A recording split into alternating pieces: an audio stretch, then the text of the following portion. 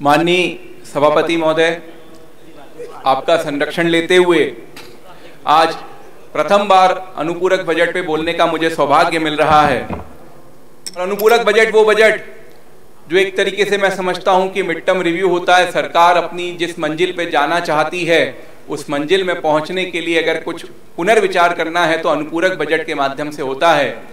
और इसी बात पे मैं माननीय मुख्यमंत्री जी और माननीय वित्त मंत्री जी के लिए 4 लाइनें कहना चाहूंगा।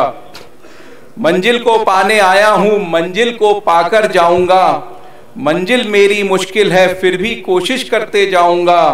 रास्ते के कांटों पर बिना रुके मैं चलते जाऊंगा। कोशिश करते रहना तुम मुझे गिराने की। गिरते गिरते हर बार खड़ा मैं हो जाऊंगा। मंजिल को पाने आया हूं, मंजिल को पाकर जाऊंगा। ये जनहितैषी अनुपूरक बजट ऐतिहासिक है। ये मैं इसलिए कहना चाहता हूं कि आमतौर पे जो अनुपूरक बजट होते हैं वो राजस्व आधारित होते हैं, रेवेन्यू बेस्ड होते हैं। और ये अनुपूरक बजट लगभग 42% जो है कैपिटल फॉर्मेशन का बजट है। और इसमें 2 बातें जरूर बताऊंगा। हमारे विपक्ष के साथी बोलते हैं कि कंप्यूटर खरीदना जो है वो कैपिटल एक्सपेंडिचर नहीं है, रेवेन्यू है। तो थोड़ा आपके सीए को बोलिए कि पुनः अपनी किताबें खोलें और इस भ्रम से आप दूर हो जाइए। कंप्यूटर स्टेशनरी गाड़ी खरीदना भी एसेट फॉर्मेशन होता है, इसलिए वो कैपिटल इन्वेस्टमेंट ही होता है। लाए थे माननीय सभापति महोदय, जब राजीव जी कंप्यूटर लाए थे तो आपकी पार्टी के लोग विरोध कर रहे थे। आप अपने भाषण में ईवीएम का विरोध क्यों कर रहे हो महेश भैया? और बाटल कहां से लाए थे राष्ट्रपति के सामने? गौरव जी अपनी बात जारी रखें। और ये बात मैं आपके सामने लाना चाहूंगा कि 2019-20 में जब विपक्ष की सरकार थी, आपकी बात आपके समय पे आई, कोई ने टोका टोकी नहीं करी। सोफे को ये एसेट बता रहे हैं। नए सदस्य हैं, पहली बार बोल रहे हैं के लिए पढ़े लिखे सदस्य जो है उनकी बात को भी सुन ले।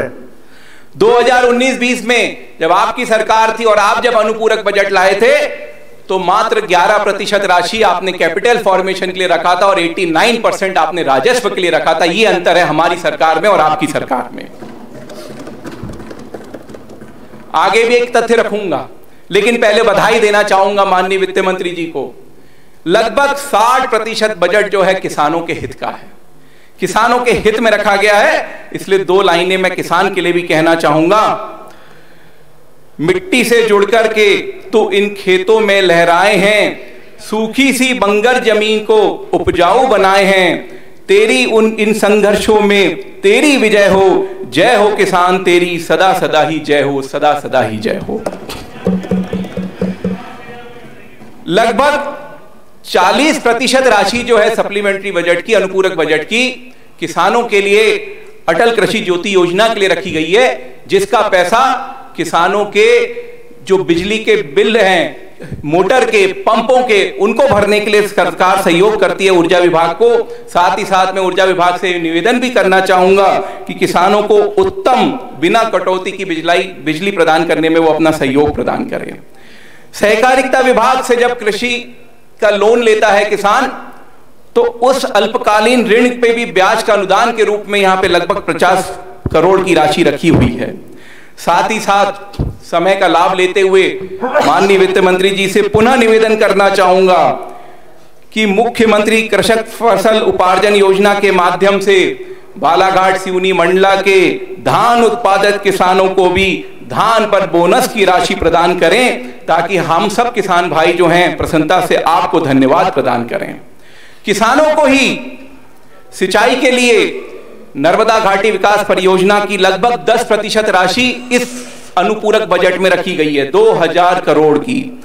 सिंचाई विभाग को भी 1515 करोड़ की राशि, लगभग 7% इस अनुपूरक बजट का किसानों को सिंचाई देने के लिए रखी गई है। और मुझे पूर्ण विश्वास है कि आने वाले समय में मुझे भी सिंचाई के बजट से कुछ राशि मिलेगी, मेरे क्षेत्र के किसान को भी उससे लाभ मिलेगा। जल ही जीवन है, जल ही जीवन है। इसलिए लोक स्वास्थ्य विभाग को लगभग 16% राशि इस बजट की दी गई है। मैं धन्यवाद देना चाहूंगा माननीय वित्त मंत्री जी को और बधाई देना चाहूंगा हमारी माननीय मंत्री जी को कि आपके विभाग को ये बड़ी राशि हर जन को जल प्रदान करने के लिए प्रदान की गई है। सड़कों का जाल भाजपा की सरकार आने के बाद ही मध्य प्रदेश में देखा गया है। और इसी को आगे बढ़ाते हुए लगभग 5% राशि अनुपूरक बजट में सड़कों के लिए रखी गई है। और स्वास्थ्य कैसे पीछे रह सकता है? माननीय उप मुख्यमंत्री जी यहां उपस्थित हैं, उन्होंने भी माननीय मुख्यमंत्री जी से चर्चा करके इस देश की एम्बिशियस योजना 70+ के जो लोग हैं उनको आयुष्मान भारत से जोड़ने के लिए भी राशि का प्रावधान किया गया है। साथ ही साथ श्रमिकों को भी स्वास्थ्य की सहयोग प्रदान करने के लिए भी राशि का प्रावधान किया गया है। और साथ ही साथ संबल योजना का लाभ, बहुत सी चर्चा हो रही थी कि पैसा नहीं आया, उसके लिए भी 200 करोड़ की राशि इसमें प्रावधान की गई है। इसके लिए मैं पुनः माननीय मुख्यमंत्री जी को धन्यवाद देता हूं, आभार करता हूं आपका। युवाओं की चर्चा ना हो ऐसा हो ही नहीं सकता। उच्च शिक्षा हो तो उच्च शिक्षा के लिए भी प्रावधान किया गया है। और मेधावी छात्र के लिए भी 130 करोड़ का प्रावधान किया गया है। और बहुत चर्चा चल रही थी कि स्कॉलरशिप नहीं आई। मैं माननीय सदस्यों को बताना चाहूंगा कि लगभग 350 करोड़ की राशि अनुसूचित जाति, अनुसूचित जनजाति, ओबीसी और अन्य मेधावी छात्रों को देने के लिए इसमें रखी गई है। मैं पुनः इसके लिए माननीय वित्त मंत्री जी को बहुत बधाई देता हूं, बहुत बहुत आभार करता हूं। हमारी लाडली बहना सभापति महोदय, माननीय सभापति महोदय, मैं गौरव पारदी जी को धन्यवाद देना चाहता हूं कि पहली बार के विधायक हैं वो, और रेवेन्यू क्या होता है और कैपिटल क्या होता है ये हम तो पहली बार में 5 साल में तो समझे ही नहीं थे। और उन्हें इतना व्यवस्थित भाषण दिया है, आपको मैं बधाई देता हूं। और बाकी पहली बार के विधायकों से भी कहना चाहूंगा कि सिर्फ टोके नहीं समझे, बहुत अच्छा भाषण दिया आपने, जितनी तारीफ की जाए कम। कैलाश जी, मैं आपकी बात का समर्थन कर रहा हूँ। पहले ही कहा है कि वो पढ़े लिखे विधायक हैं, बहुत व्यवस्थित बोलेंगे और इससे उम्मीद है, और बोल रहे हैं वैसा। महोदय, माननीय सभापति महोदय, इससे संबंधित ही मैं बात कह रहा हूँ। माननीय अभी विधायक जी ने बोला कि मुख्य शीर्ष 24-25 है, इसका मत क्रमांक 2 और 3 है। संबल योजना में 200 करोड़ नहीं, मात्र 80 करोड़ रुपए हैं, देख ले। मैं मुख्य शीर्ष भी उसके बता रहा हूं, मैं उसके मत भी बता रहा हूं। मैं भी आपको जवाब दूंगा, आप चिंता मत कीजिए। मैं भी माननीय सदस्य का जवाब दूंगा, आपको जवाब दूंगा, समय आने दीजिए। मेरे पास है, मैं आपको दूंगा आपके पास पर्ची होगी, मैं किताब खोल के आपको बताऊंगा। 24 से 25 मुख्य शीर्ष है, मत संख्या उसकी 2 से 3 है, और संबल में 200। हमारी महिला योजनाओं जो लगातार चल रही हैं, आपने बात उठाई है, माननीय नए सदस्य को उसका जवाब देने का अवसर दीजिए। हम महिलाओं को सम्मान करते हैं और भारतीय जनता पार्टी की सरकार जो है सदा महिलाओं के सम्मान में खड़ी रहती है। इसलिए आज मध्य प्रदेश जो है लाडली बहना योजना लाने में इस देश में अग्रणी रहा है। उसी योजना को आगे बढ़ाते हुए लगभग 465 करोड़ की राशि, और लाडली लक्ष्मी जो हमारी कई सालों से हमारी बहनें बड़ी हो गई हैं, उनके स्कॉलरशिप के लिए लगभग 85 करोड़ की राशि हमारे बीच में सामने आई है। इसी बीच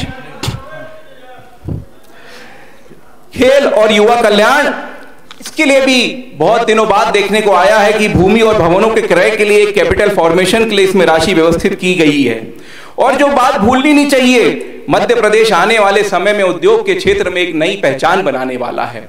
और इसी पहचान को आगे बनाने के लिए माननीय वित्त मंत्री जी ने जो राशि यहाँ पे व्यवस्थित की है, चाहे वो उद्योग नीति या निवेश प्रोत्साहन की राशि हो, चाहे वो एमएसएमई सेक्टर को दी जाने वाली राशि है 400 करोड़ वहां और 250 करोड़ यहाँ, मैं विश्वास रखता हूं कि ये 650 करोड़ आने वाले दिनों में हमको 65,000 करोड़ का रेवेन्यू प्रदेश को प्रदान करेगा। इसके लिए मैं आपको आभार करता हूं और आपका धन्यवाद करता हूं।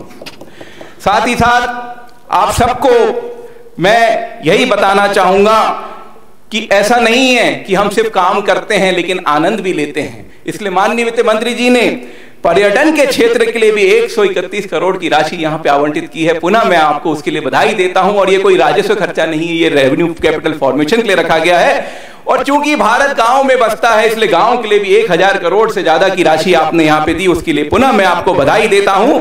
और आखिरी में ये बात जरूर बताना चाहूंगा, माननीय एक सदस्य ने कहा था कि एमओयू साइन करने से क्या होता है, तो भैया एमओयू साइन करने के बाद ही उद्योग आता है। और निश्चित तौर पे समझिए, आप और हम युवा हैं, आने वाले समय में इस एमओयू और इस आने वाले राजस्व का लाभ हमें ही मिलेगा, इस प्रदेश को ही मिलेगा, और ये प्रदेश आने वाले दिनों में और आगे जाएगा।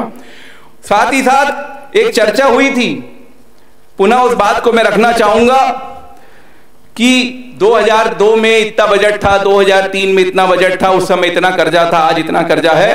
पुनः एक बात आपके ध्यान में लाना चाहूंगा माननीय सभापति महोदय, 2002 में डेट टू जीडीपी रेशियो जो था वो 2% था और 2023-24 में 30% है। इससे भी अच्छा आंकड़ा दूंगा आपको। टोटल लायबिलिटी टू जीएसडीपी 2002 में 43% थी, जो 2023-24 में मात्र 30% है। ऐसे अनेकों आंकड़े मैं आपके बीच में रख सकता हूं। Interest payment to revenue receipt 2002 में 19% था और आज 2023-24 में 10% है। माननीय सभापति महोदय, मैं यही सारी बातें आपके ध्यान में लाना चाहता था। आपका मुझे संरक्षण प्राप्त हुआ, उसके लिए मैं आपको हृदय से धन्यवाद करता हूं, आभार करता हूं। बहुत बहुत आभार है आपका। बहुत बहुत धन्यवाद। वाकई में कैलाश जी, आप चाहें तो अपनी प्रशंसा को रिपीट कर सकते हैं। आखिरी में जो आंकड़े उन्होंने दिए हैं उसके लिए आपके प्रशंसा के पात्र है वो। माननीय सोहन लाल जी, माननीय सदस्य सोहन लाल जी।